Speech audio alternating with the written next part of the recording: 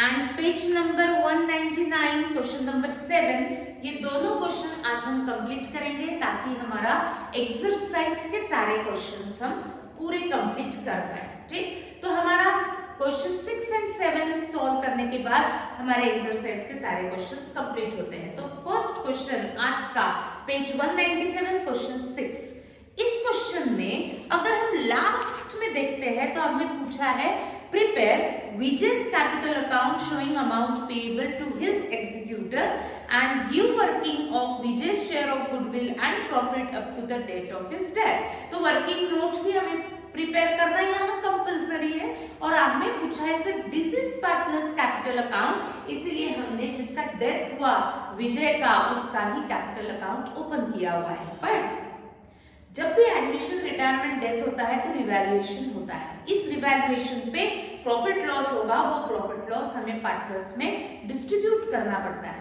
तो eight the time of Vijay's death जो भी रिवैल्यूएशन का प्रॉफिट लॉस होगा उसमें विजय को भी हमें शेयर देना है। तो मुझे रिवैल्यूएशन का प्रॉफिट लॉस कैलकुलेट करने के लिए रिवैल्यूएशन अकाउंट ओपन करना ही पड़ेगा, बट हमें वो पूछा नहीं है, इसीलिए हमने उसे कहा रिकॉर्ड किया वर्किंग नोट में। सबके कॉपी में ये कंप्लीट किया हुआ है। तो विजय's कैपिटल ये आपका मेन अकाउंट रहेगा एंड वर्किंग नोट आपको पूछा है, यानी इस क्वेश्चन में आपको वर्किंग नोट पे भी मार्क्स रहेंगे। वर्किंग नोट में मैंने जो P&L एडजस्टमेंट ओपन किया है ये मेरे लिए ओपन किया है, तो इसके ऊपर कोई मार्क्स नहीं रहेंगे, बट इसका जो भी शेयर रहेगा वो शेयर मुझे विजय को देना पड़ेगा। तो मुझे ये अकाउंट प्रिपेयर करना ही है। आप रफ में बनाओ, वर्किंग नोट में बनाओ, कोई प्रॉब्लम नहीं। ठीक, तो हम स्टार्ट करते हैं आज का पोस्टिंग। जैसे क्वेश्चन 6 को अगर मैं पहले पढ़ती हूँ, Ajay, Sanjay and Vijay were partners sharing profits and losses in the proportion to their capitals। underline sharing profits and losses in proportion to their capitals। Capital के रेशियो में उनके प्रॉफिट लॉसेस डिस्ट्रीब्यूट करने हैं।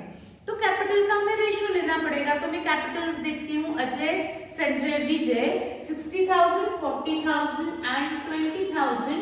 तो अगर मैं इस कैपिटल का रेशियो लेती हूँ, रेशियो के लिए मैक्सिमम जीरोस को कट कर दो, जितने पॉसिबल जीरोस हैं वो अगर मैं कट कर देती हूँ तो रेशियो रहेगा 6:4:2। तो 6:4:2 को मैं और सिंपलेस्ट फॉर्म में कन्वर्ट कर सकती हूँ, तो ये रेशियो रहेगा 3:2:1। That means in this question profit sharing ratio will be 3:2:1। ठीक, आगे बढ़ते हैं। लायबिलिटी में Capitals, creditors, outstanding salary, reserve fund. On the asset side land and building, motor car, debtors less RDD, furniture and bank. हमेशा जब भी आप कोई क्वेश्चन को सॉल्व करते हो तो पहले उस क्वेश्चन को एक बार पढ़ लेना। जो भी एंट्रीज होती है ये आपके दिमाग में फिट होनी चाहिए। ठीक, फिर हम देखते हैं एडजस्टमेंट। विजय डाइड ऑन 1 अगस्त 2019। इस डेट को हमें यूज करना पड़ता है। विजय जब फाइनेंशियल ईयर हमारा एंड हुआ उस डेट को या उसके नेक्स्ट डे को उसका डेथ नहीं हुआ, उसका डेथ हुआ है ऑन 1 अगस्त 2019। अगर मैं बैलेंस शीट की डेट देखती हूँ तो वो है 31 मार्च 19। यहाँ हमारा ईयर एंड हो चुका था क्योंकि बैलेंस शीट दी हुई है। इस मार्च के बाद विजय का डेथ हो रहा है 1 अगस्त 19। तो पहले डिसाइड करो कि विजय फर्म में आफ्टर क्लोजिंग फाइनेंशियल ईयर कितने मंथ्स एज अ पार्टनर था। तो अप्रैल 1 से लेकर के अगस्त 1। तो मैं काउंट करती हूँ 1 अप्रैल, मई, जून, जुलाई, अगस्त को हम काउंट नहीं करेंगे क्योंकि 1 अगस्त दिया हुआ है। यानी Vijay as a partner firm में था 4 मंथ्स। ये 4 मंथ्स का बेनिफिट विजय को उसके लीगल हेयर्स को हमको देना पड़ेगा क्योंकि वो 4 मंथ्स उसने काम किया है पार्टनरशिप फर्म में एज अ पार्टनर, तो उसका बेनिफिट उसको मिलना चाहिए। तो 4 मंथ्स को आपको याद रखना है। ठीक, आगे बढ़ते हैं। Vijay died on 1 August 19 and the following adjustments were made। 1 April अगर हम काउंट करते हैं 31 मार्च के बाद 1 अगस्त, 31 मार्च यानी मार्च को काउंट नहीं करना है, अप्रैल, मई, जून, जुलाई और 1 अगस्त है तो आप अगस्त काउंट नहीं करेंगे, यानी 4 मंथ्स, यानी Vijay as a partner firm में था 4 मंथ्स। आगे देखते हैं। Vijay died on 1 August 19 and the following adjustments were made. Assets to be revalued as under land and building 80,000, motor lorry, furniture दिया हुआ है, all debtors were good, goodwill of the firm were valued at 2 times the average profit of the last 4 years, आता है सबको। Vijay share of profit to be calculated on the basis of average profit of last 3 years, हमें देखना है profit for 4 years आपको दिए हुए हैं, ठीक। तो सबसे पहले फर्स्ट स्टेप हमारा रहता है कैपिटल बैलेंसेस को ट्रांसफर करना, बैंक बैलेंस को ट्रांसफर करना, रिजर्व को डिस्ट्रीब्यूट करना। बट मुझे सारे पार्टनर्स में बैलेंसेस पोस्ट करने की जरूरत नहीं है, बैंक में मुझे पोस्ट करने की जरूरत नहीं है, रिजर्व मुझे सारे पार्टनर्स में डिस्ट्रीब्यूट करने की जरूरत नहीं है, क्योंकि मुझे सिर्फ विजय का ही अकाउंट पूछा गया है। तो मैं पहले पोस्ट करती हूँ विजय का original capital in Vijay's account 20,000 on the credit side by balance brought down 20,000 done। उसके बाद आउटस्टैंडिंग, उसके बाद next is reserve fund. Bank balance हमें पोस्ट नहीं करना है, रिजर्व फंड को हम अगर डिस्ट्रीब्यूट करते हैं 36,000 total amount of reserve fund is given, तो 36,000 में से विजय शेयर इज 1/6 दैट इज 6,000। तो रिजर्व फंड का अमाउंट हम विजय में डिस्ट्रीब्यूट कर देंगे, लायबिलिटी में है इसलिए on the credit side by reserve fund account 6,000 post कर दिया। उसके बाद नेक्स्ट हम करते हैं revaluation of assets and liabilities, हमको करना ही पड़ेगा क्योंकि उसका नेट प्रॉफिट और नेट लॉस का शेयर हमें विजय को देना है। तो देखते हैं revaluation of assets and liabilities. Assets to be revalued as under land and building 88,000, check करते हैं land and building, old value was 80, revised value of land and building is 88, that means 8,000 से लैंड एंड बिल्डिंग का value बढ़ गया, asset का value बढ़ गया है, प्रॉफिट P&L एडजस्टमेंट के क्रेडिट में बाय लैंड एंड बिल्डिंग 8,000, ठीक। उसके बाद नेक्स्ट रिवैल्यूएशन दिया हुआ है motor lorry at 36,000, old value of motor lorry अगर मैं चेक करती हूँ तो वो 40,000 है, but revised figure is 36, that means motor lorry की वैल्यू रिड्यूस हुई, कम हुई, P&L एडजस्टमेंट के डेबिट में टू मोटर लॉरी 40 का वैल्यू 36 हो चुका है, दैट मींस 4,000 से वैल्यू रिड्यूस हुई। Then furniture at 34,000, old value of furniture 36, revised value of furniture 34, that means 36 का furniture 34,000 आ चुका है, that means decreased by 2,000, that means loss on furniture was 2,000 to furniture। उसके बाद next revaluation, all debtors were good, सारे debtors अच्छे हैं, यानी कोई भी डाउटफुल नहीं है, अगर डाउटफुल है तो उसको भी गुड डेटर्स आपको करना है, क्योंकि ऑल डेटर्स वर गुड। तो देखते हैं कोई डाउटफुल हमने क्रिएट किए थे क्या? यस, 4,000 हमने माना था कि ये डाउटफुल रहेंगे, बट वो भी गुड डेटर्स हो रहे हैं, तो अच्छा हो रहा है, यानी मुझे 4,000 का लॉस होने वाला नहीं है, यानी मेरे लिए 4,000 का इनकम है, इसीलिए मैं P&L एडजस्टमेंट के क्रेडिट में लिखूंगी बाय आरडीडी अकाउंट 4,000। सारी रिवाइज फिगर बैलेंस शीट में रिकॉर्ड होती है, बट बैलेंस शीट हमें क्वेश्चन में पूछा ही नहीं है, तो हम यही सिर्फ इफेक्ट शो करेंगे P&L एडजस्टमेंट में। नेक्स्ट रिवैल्यूएशन कुछ दिया है क्या? गुडविल, विजय शेयरिंग प्रॉफिट, प्रॉफिट, ये सारे डिसीज पार्टनर से रिलेटेड एंट्रीज है, इसको हम कवर करेंगे after closing revaluation account. Now close revaluation account and transfer the balance. कहां ट्रांसफर करेंगे बैलेंस? पार्टनर्स कैपिटल अकाउंट में। बट हमें उसमें से सिर्फ विजय में ट्रांसफर करना पड़ेगा।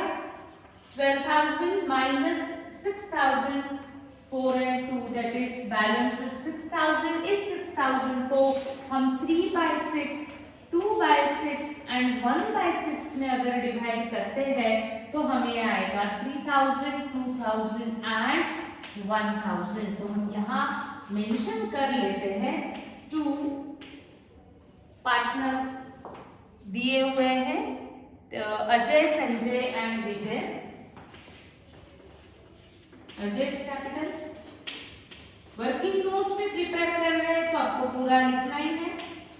रफ में अगर आप ओपन करेंगे तो आपको सिर्फ अमाउंट्स भी लिखते हो तभी भी चलता है, पर P&L एडजस्टमेंट अकाउंट आप वर्किंग नोट में बनाओ, ताकि वो होता है कि वैल्यूअर को समझ में आता है कि हाँ इन्होंने करेक्टली सॉल्व किया हुआ है। 3, 2, 1 विजय के क्रेडिट में बाय P&L एडजस्टमेंट अकाउंट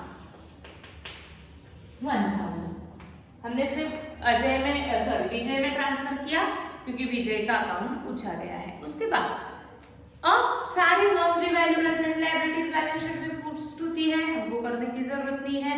अब हम आ जाते हैं डिसीज पार्टनर से रिलेटेड एंट्रीज को मुझे पहले लेजर में पोस्ट करना पड़ेगा। अब डिसीज पार्टनर को आपको जो जो देना पड़ेगा, क्या क्या देना है उसको, गुडविल का शेयर, उसने जो भी एफर्ट्स किए हैं वो एफर्ट्स का पैसा उसको मिलना है, ठीक। उसने जो भी 4 मंथ्स में प्रॉफिट अर्न किया होगा वो प्रॉफिट का शेयर उसको देना पड़ेगा।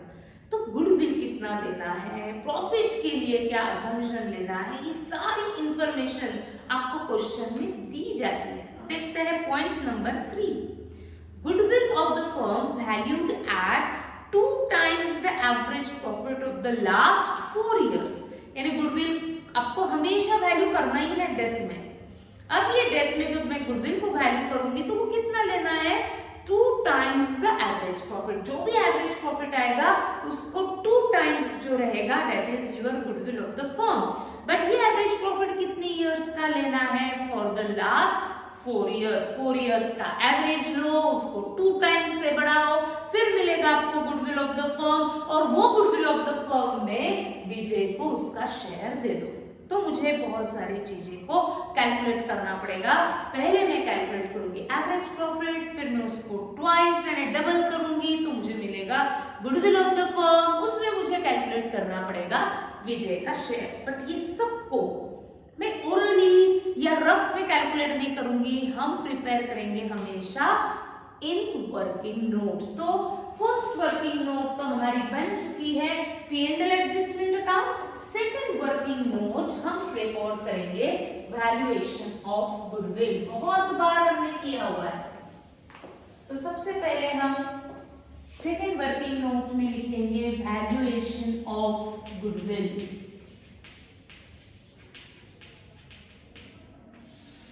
सबसे पहले गुडविल को वैल्यू करने के लिए प्रॉफिट स्टडी किए, कितने इयर्स के प्रॉफिट स्टडी किए, दिया हुआ है 4 इयर्स के। उसके ऊपर कौन से मेथड अप्लाई की, एवरेज प्रॉफिट। तो हमारी फर्स्ट स्टेप रहेगी एवरेज प्रॉफिट।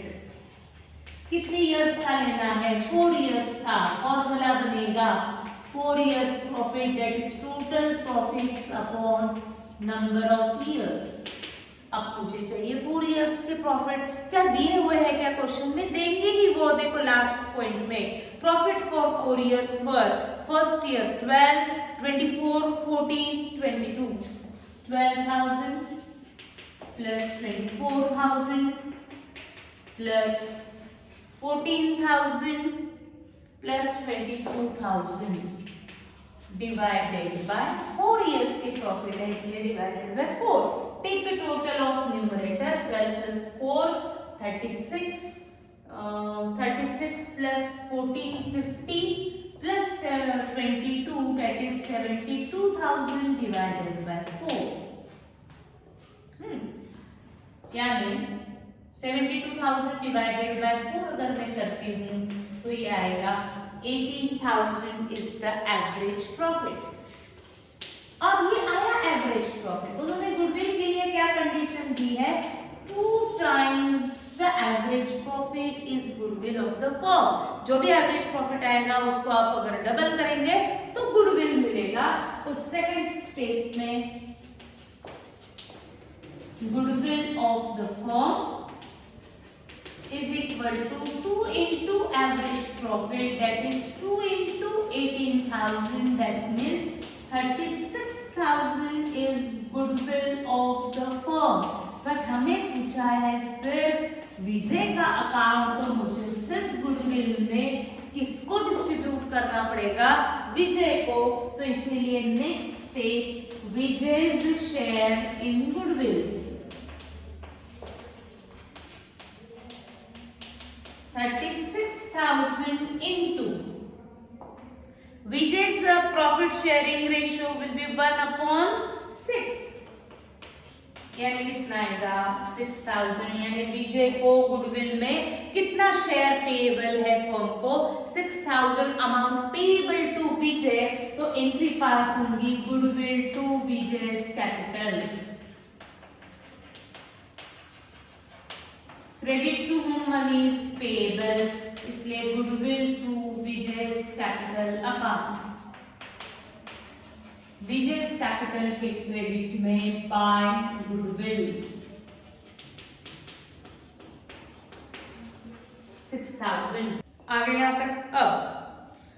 अब हमें विजय को 4 मंथ्स का प्रॉफिट का शेयर भी देना पड़ता है। कहां से आए 4 मंथ्स, 31 मार्च 19 को ईयर एंड होने के बाद विजय का डेथ हो रहा है 1 अगस्त को। तो वो अप्रैल मई जून जुलाई 4 मंथ्स फर्म में उसको एक पार्टनर करके काम किया, तो उसको 4 मंथ्स का प्रॉफिट का शेयर भी देना पड़ेगा। बट हम P&L कभी भी 3 मंथ्स 2 मंथ्स 6 मंथ्स के बाद प्रिपेयर नहीं करते। P&L हमेशा बनता है ईयर एंड पे। तो ये 4 मंथ्स का प्रॉफिट कैलकुलेट करने के लिए हमें कुछ तो भी अजम्पशन लेना पड़ेगा।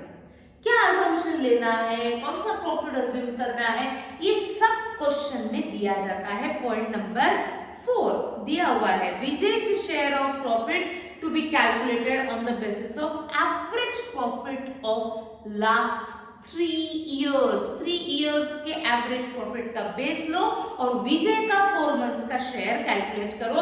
उन्होंने जैसा कहा वैसा ही हमको करना है। यहाँ एवरेज प्रॉफिट का बेस लिया जाएगा, बट वो एवरेज प्रॉफिट 4 इयर्स का नहीं लो, बेस कितने एवरेज प्रॉफिट का लो, 3 इयर्स का। तो हमारा third working note, calculation of profit up to the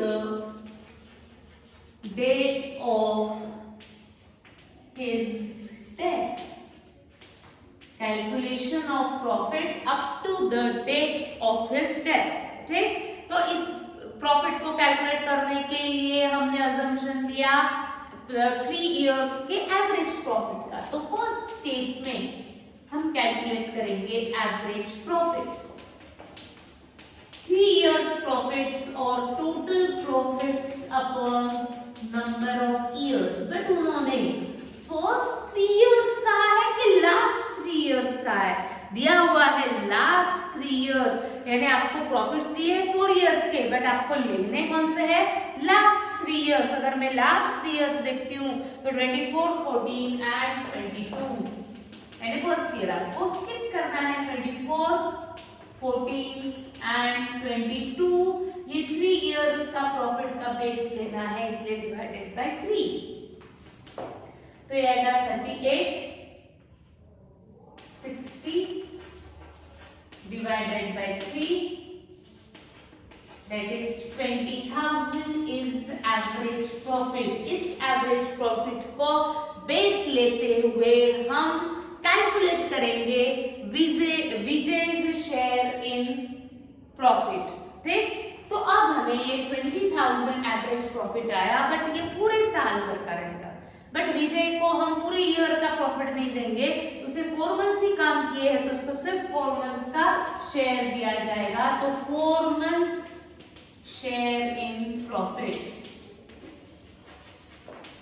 is equal to 20,000 into 4/12।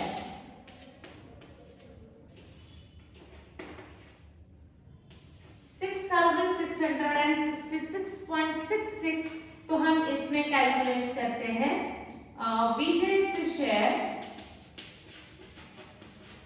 In profit, क्योंकि हमें इसमें से ये पूरे फर्म का है तो मुझे उसमें विजय का शेयर कैलकुलेट करना पड़ेगा। 6666.6 into 1/6 अगर मैं करती हूँ तो ये आता है 1111.1, तो दैट इज 111। तो 111 ये हम शेयर ऑफ प्रॉफिट रहेगा विजय का।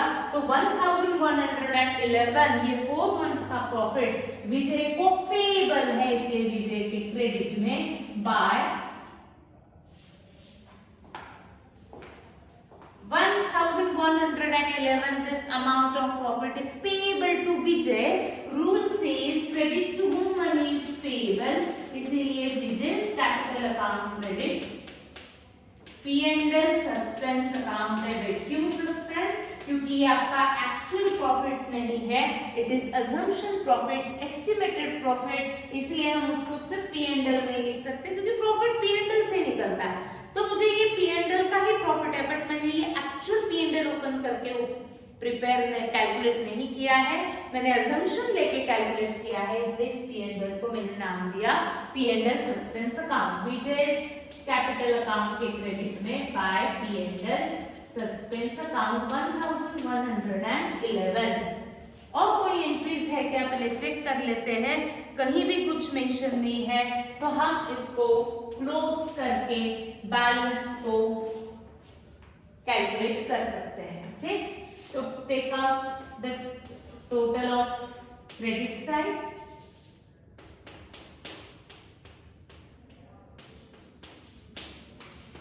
$34,111 डेबिट 0 है, तो 34,111 माइनस 0 बैलेंस इज 34,111।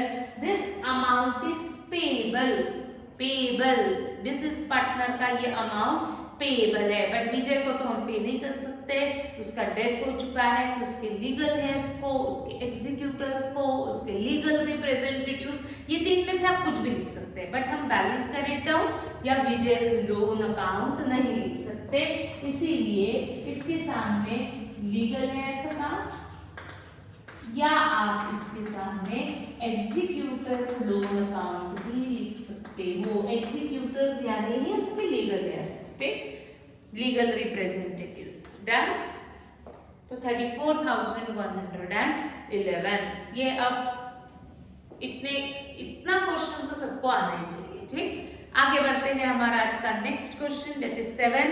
पहले पूरा पढ़ लो, काफी स्टेज तक आप कर सकते हो, बट पहले आप पूरा पढ़ेंगे और फिर हम उसको सॉल्व करेंगे। पढ़ लेंगे पहले आप। Prem Verma Sharma were partners sharing profits and losses in the ratio of 2:1:1। Their balance sheet is on 31st March 2019 is as follows. Balance sheet दी है, creditors, bank loan, bills payable, general reserve, capital account, premises, debtors, furniture, stock and cash. Prem died on 30th June. Mark this date. 31st मार्च को year हुआ, year के बाद प्रेम का death हो रहा है on 30th June. That is April, May, 30th June है, यानी आपको जून पूरा काउंट करना है। दैट मीन्स 3 मंथ्स का बेनिफिट प्रेम को मिलना चाहिए, तो ये 3 मंथ्स हमें याद रखना है। And the following adjustments were made on the average profit of the last 2 years. Take Prem's share in goodwill of the firm, Prem's share in goodwill of the firm be given him. Goodwill be valued at 3 times the average profit of the last 4 years. Goodwill को कैसे value करना है? 3 times the average profit. But वो average profit कितने years का लेना है? 4 years का आता है सबको। तो profits वर दिए हुए हैं 4 years के profit. Premises be valued at, are ready to be created on debtors. Drawings of Prem up to the date of his death 15,000 per month. Interest on capital is allowed at 10% per annum and to be charged on drawings at 4,000. यानी interest on capital भी है और interest on drawings भी है। The amount due to Prem be transfer to his executors loan account. ठीक, तो उसके account में जो भी बैलेंस होगा वो हमें उसके लीगल हेयर्स को यानी उसके एग्जीक्यूटर्स लोन अकाउंट में ट्रांसफर करना है। प्रिपेयर पूछा क्या है, Prem's capital account give working note of Prem share in goodwill and interest on capital. हम सब जो भी कैलकुलेशन का पार्ट रहेगा वो सब वर्किंग नोट में शो करेंगे। डन। कैलकुलेशन का पार्ट यानी आपको रिवैल्यूएशन का प्रॉफिट भी कैलकुलेट करना पड़ेगा, तो ये भी मुझे वर्किंग नोट में शो करना है। तो हम ओपन कौन सा अकाउंट करेंगे, फेयर में सिर्फ Prem's capital account, but working note में हम प्रिपेयर करेंगे P&L एडजस्टमेंट यानी ही रिवैल्यूएशन अकाउंट। गुडविल का वर्किंग नोट भी शो करना है, हमें प्रॉफिट का भी वर्किंग नोट शो करना है, और उन्होंने कहा इंटरेस्ट ऑन कैपिटल भी आपको शो करना है वर्किंग नोट में। तो ये सब चीजें हमें वर्किंग नोट में शो करनी है। तो फेयर में सभी ओपन करेंगे मेरे साथ प्रेम्स कैपिटल अकाउंट, लिखेंगे सभी in the books of firm Prem's capital account, करेंगे सभी open in the books of firm. आपको अकाउंट्स ओपन करने हैं।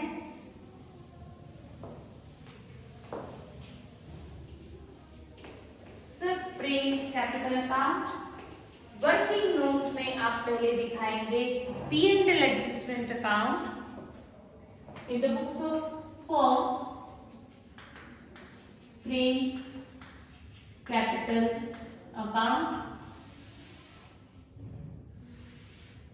ये हमारा आंसर है जिसपे पूरे मार्क्स हमको लेने हैं।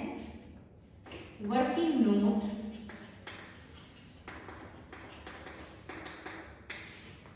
फर्स्ट वर्किंग नोट के लिए हम प्रिपेयर करेंगे P&L एडजस्टमेंट अकाउंट। ये सिर्फ कैलकुलेशन के लिए है। फिर हम second and third working note जैसे जैसे एंट्रीज आएंगी वैसे प्रिपेयर करेंगे। मैं 2 मिनट फ्री हूँ, फास्ट कंप्लीट करो ruling Prem's capital account and P&L adjustment account.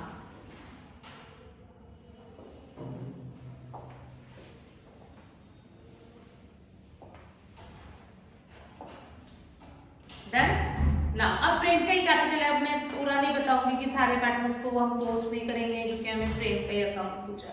जो प्रेम से रिलेटेड है वो पहले हम प्रेम अकाउंट में ट्रांसफर कर देंगे। सबसे पहले प्रेम्स कैपिटल बैलेंसेस, देखो फर्स्ट पार्टनर ही प्रेम है, हमेशा बराबर देखना। प्रेम का कैपिटल इज 2,40,000, ट्रांसफर कर देते हैं प्रेम अकाउंट में बाय बैलेंस ब्रॉट डाउन। प्रेम से रिलेटेड देखो जनरल रिजर्व P&L क्या दिया है, उसका शेयर प्रेम अकाउंट में ट्रांसफर करो 64,000। Amount of reserve is 64,000। 64,000 में हम प्रेम फर्स्ट पार्टनर है तो उसका फर्स्ट रेशियो रहेगा 2/4। 16,000 into 2, share of profit is 32,000। Reserve liability में है इसीलिए प्रेम के क्रेडिट में बाय जनरल रिजर्व अकाउंट 32,000। कोई P&L है क्या, उसका भी शेयर नहीं तो हमें डिस्ट्रीब्यूट करना पड़ेगा, P&L दिया हुआ नहीं है।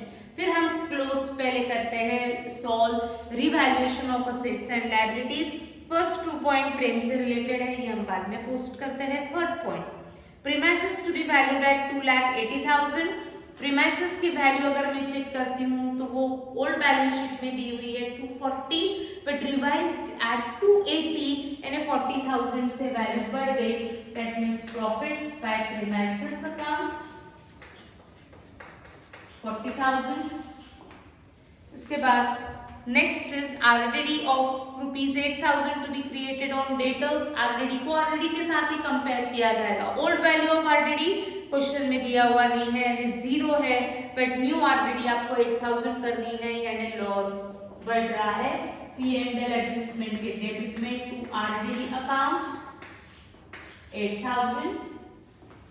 उसके बाद नेक्स्ट आपको दिया हुआ है drawings of Prem, interest on capital, ये सारे प्रेम से रिलेटेड एंट्रीज है। दैट मीन्स डिसीज पार्टनर से रिलेटेड एंट्रीज है जिसको मुझे आफ्टर क्लोजिंग रिवैल्यूएशन करना है। तो यहाँ मुझे रिवैल्यूएशन में ये दो ही एंट्रीज थी, तो मैं कैलकुलेट करती हूँ रिवैल्यूएशन का बैलेंस।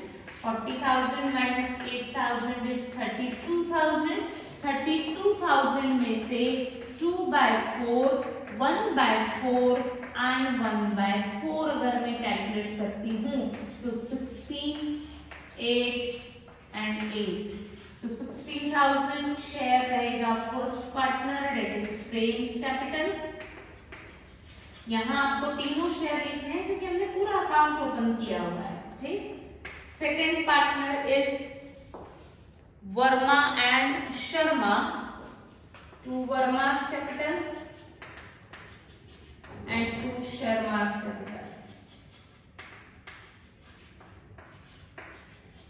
8,000, 8,000, 16,000 शेयर हम पोस्ट करेंगे प्रेम्स अकाउंट में बाय P&L एडजस्टमेंट अकाउंट, सिर्फ प्रेम में जाएगा, ठीक। अब सबसे पहले हम प्रेम यानी डिसीज पार्टनर को हमको क्या क्या देना पड़ेगा eight the time of his death? Goodwill, share of profit. तो सबसे पहले आप कैलकुलेट करेंगे गुडविल इन वर्किंग नोट। आपको दिया हुआ है good Prem share in goodwill of the firm be given him, goodwill B valued eight, पहले गुडविल को वैल्यू करो 3 times the average profit of the last 4 years। Goodwill क्या है? एवरेज प्रॉफिट के 3 times है। एवरेज प्रॉफिट कितने years का? 4 years का, ठीक। तो पहले एवरेज प्रॉफिट लो, उसको 3 times से बढ़ाओ तो मिलेगा goodwill of the firm. But आपको देना किसको है? प्रेम को, तो उसमें आप कैलकुलेट करो प्रेम शेयर इन गुडविल। तो गुडविल को वैल्यू करने के लिए पहले average profit, then goodwill of the firm, then Prem share in goodwill. ये तीनों स्टेप पहले आप कंप्लीट करेंगे, मैं नहीं, करेंगे सभी complete. Goodwill of the firm, second working note, valuation of goodwill,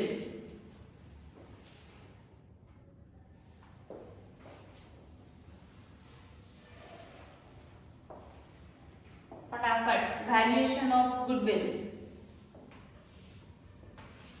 पहले आप कैलकुलेट करो एवरेज प्रॉफिट, 4 years का एवरेज प्रॉफिट लिया है, बोला है, और 4 years आपको दिए भी होंगे, प्रॉफिट्स दिए हैं, जल्दी कंप्लीट करेंगे एवरेज प्रॉफिट।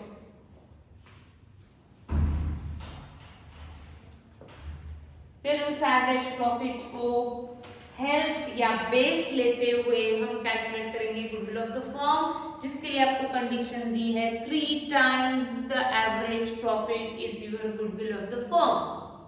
किया calculate?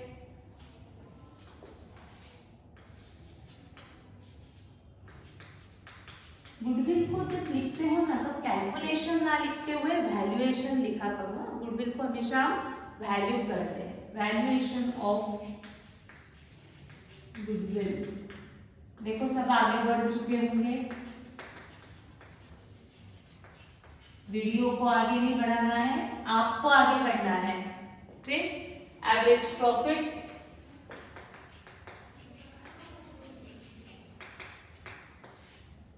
Total profits upon number of years. ऐसे किया होगा सबने, बोर्ड पे ना देखे तो अच्छा है।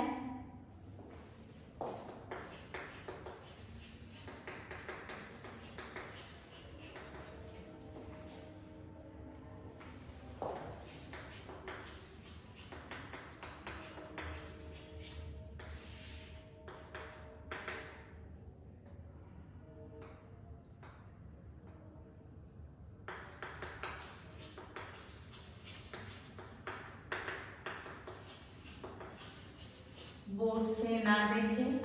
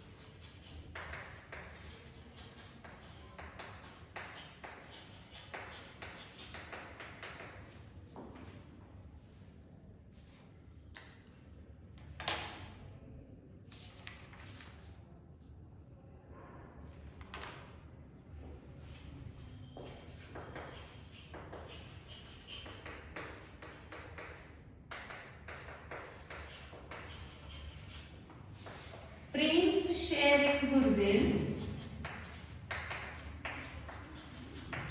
देखो सबका करेक्ट है क्या? करेक्ट होना ही चाहिए, इसमें कोई बड़ी बात नहीं है।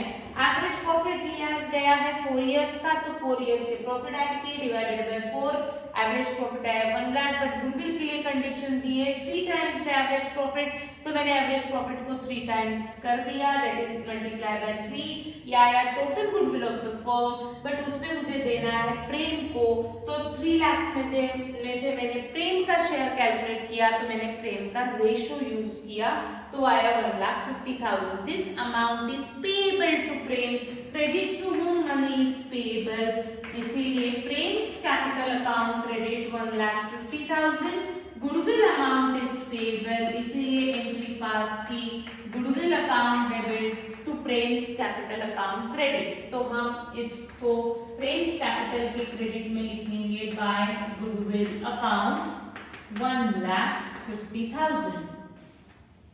ठीक, अब उसका डेथ हो रहा है 30 जून को, यानी ईयर एंड के बाद अप्रैल मई जून, ये तीनों महीना, ये 3 मंथ्स उसने फर्म में काम किया है, तो 3 मंथ्स का शेयर ऑफ प्रॉफिट उसको दिया जाएगा। अब ये शेयर ऑफ प्रॉफिट के लिए उन्होंने क्या कंडीशन दी है, क्या बेस लेने के लिए कहा है, उस कंडीशन से उस बेस को लेते हुए हम शेयर ऑफ प्रॉफिट कैलकुलेट करेंगे।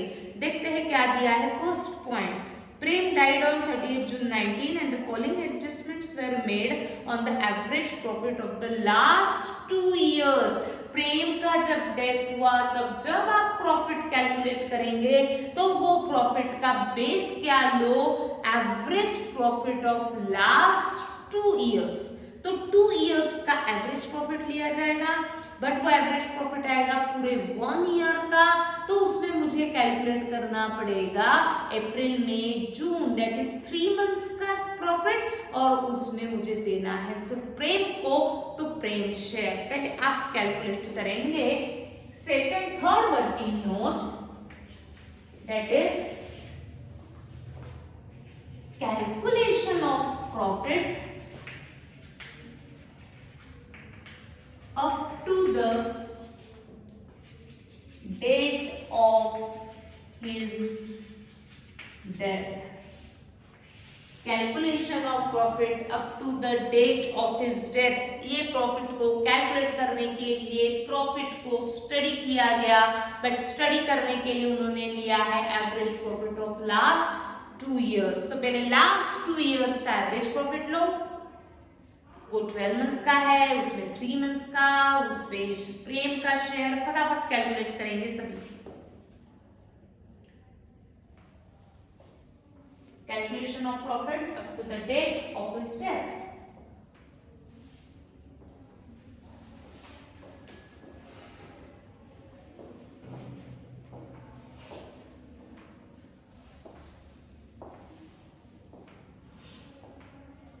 ले लिया सबने average profit of last 2 years. हमारी फर्स्ट स्टेप,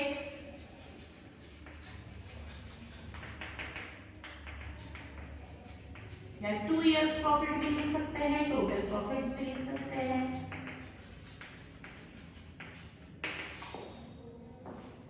लास्ट 2 इयर्स का है तो मुझे लास्ट 2 इयर्स लेने हैं 80 एंड 40।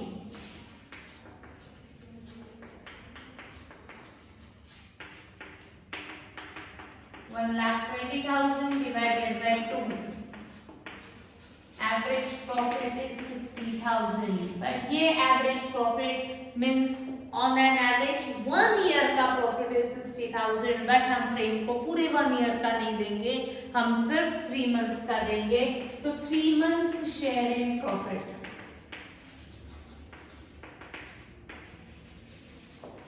तो क्या करना पड़ेगा, 60,000 into 3 months कैलकुलेट करने के लिए into 3/12, 3 4s that is 15,000, but ये प्रॉफिट पूरे फॉर्म का है, ये 3 मंथ्स का प्रॉफिट भी पूरे फॉर्म का है, हमें देना है प्रेम को, प्रेम से share in profit. 15,000 into 2/4, 7,500. This amount of profit is payable to Prem. Credit to whom money is payable, इसलिए Prem's capital account credit. Profit निकलता है P&L से, बट ये एक्चुअल P&L नहीं होने के कारण P&L suspense account debit to Prem's capital account credit. Prem's capital के क्रेडिट में बाय P&L सस्पेंस अकाउंट 7,500. इसके अलावा भी और भी कुछ एंट्रीज है जो प्रेम से रिलेटेड है. Point number 4, drawings of Prem up to the date of his death were rupees 15,000 per month. Underline per month. Prem ने till the date of his death drawings किए हैं 15,000 पर मंथ. ईयर एंड होने के बाद नया year start हुआ. नए year में वो 3 मंथ्स एज अ पार्टनर था, तो इस 3 मंथ्स में उसने कितने विड्रॉल्स किए? 15,000 पर मंथ, क्योंकि प्रीवियस ईयर के विड्रॉल्स रिकॉर्ड हो चुके होंगे क्योंकि बैलेंस शीट भी बन चुकी थी. बैलेंस शीट बनने के बाद नेक्स्ट बैलेंस शीट बनने तक विड्रॉल्स किए जाते हैं. बट प्रेम का 3 मंथ्स में ही डेथ हो चुका है, तो वो 3 मंथ्स के उन्होंने ड्रॉइंग्स दिए हैं. प्रेम ने पर मंथ कितना विड्रॉ किया? 15,000. ड्रॉइंग्स कैपिटल को कम करता है, सबको मालूम है. तो कैपिटल में से माइनस करना है. कैपिटल मैंने लिखा है क्रेडिट में, इसलिए माइनस का इफेक्ट मैं दूंगी डेबिट साइड में लिखने से. To drawings account, but mention करो ब्रैकेट में 15,000 into 3, that is 45,000 per month दिया हुआ है ना. Then interest on capital is allowed at 10% per annum. Interest किस पे है? कैपिटल पे. एक विदाउट लॉजिक में बता रही हूँ, ये लॉजिक नहीं है. इंटरेस्ट से हमेशा वो अमाउंट बढ़ती है, यानी कैपिटल पे इंटरेस्ट है तो कैपिटल बढ़ेगा, ड्रॉइंग्स पे इंटरेस्ट है तो ड्रॉइंग्स बढ़ेगा, इन्वेस्टमेंट पे इंटरेस्ट है तो इन्वेस्टमेंट का वैल्यू बढ़ता है, लोन पे इंटरेस्ट है तो लोन का वैल्यू बढ़ता है. तो जिसके ऊपर इंटरेस्ट होता है वो अमाउंट इंटरेस्ट के कारण बढ़ता है.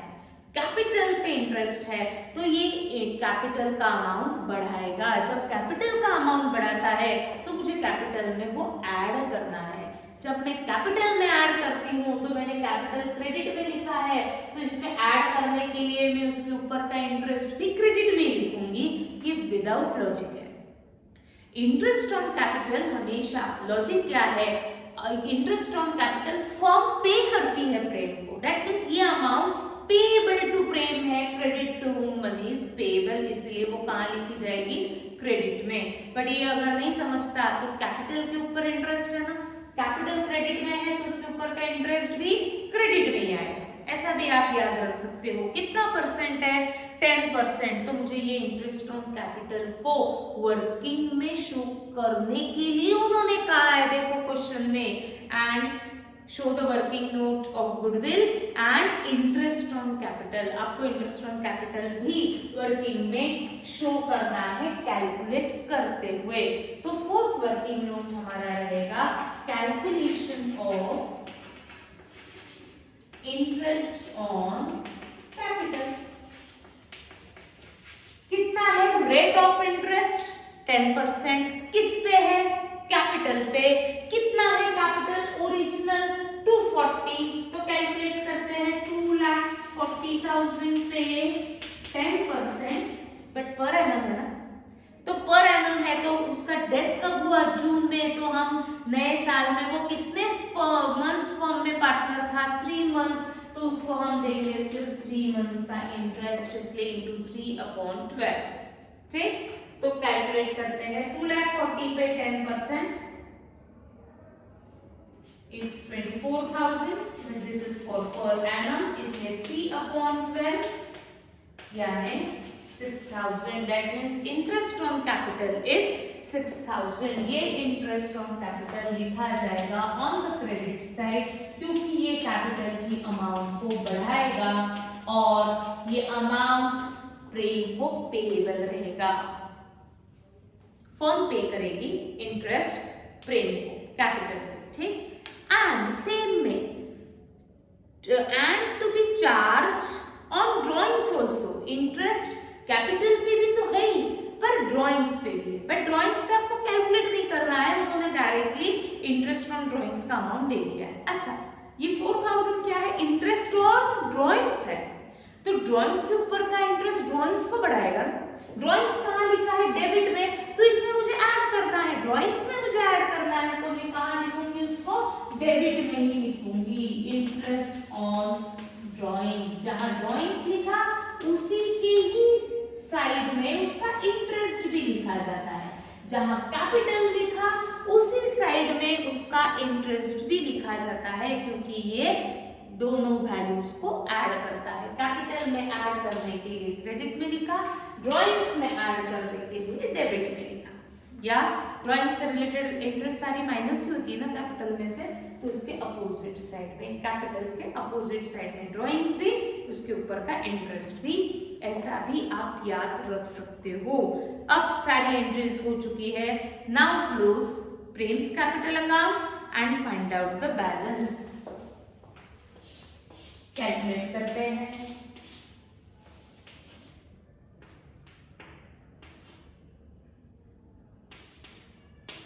$4,02,500 ये बैलेंस आया। ये balance amount is payable to Prem at the time of his death, but ये अमाउंट हम किसे पेएबल दिखाएंगे? उसके लीगल हेयर्स को, उसके एग्जीक्यूटर्स को, या उसके लीगल रिप्रेजेंटेटिव्स को। इसीलिए इसके आगे लिखा जाएगा to legal heirs account, oblique करके भी लिख सकते हो टू एग्जीक्यूटर्स लोन अकाउंट, ऐसा भी आप मेंशन कर सकते हो। क्वेश्चंस इलस्ट्रेशन हमारे खत्म हो चुके हैं। एक्सरसाइज के क्वेश्चंस कल से हम स्टार्ट करेंगे, वो भी 5 to 6 ही है। फटाफट हमारा नेक्स्ट वीक में ये टॉपिक भी कंप्लीट करके हम analysis of financial statement last topic पे बढ़ सकते हैं। ठीक, तो कल बढ़ेंगे आगे। Thank you.